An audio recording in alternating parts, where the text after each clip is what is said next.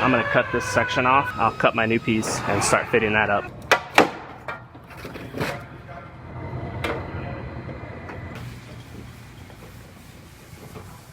I have a Kia here. This one got T-boned right in the side and it destroyed this bottom part of the quarter panel, rocker panel area.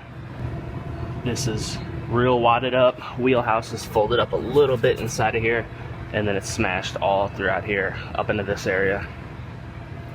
Luckily, Kia allows you to section this dogleg area in right in here.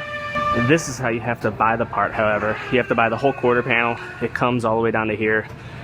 So it's gonna get sectioned in right there and right here.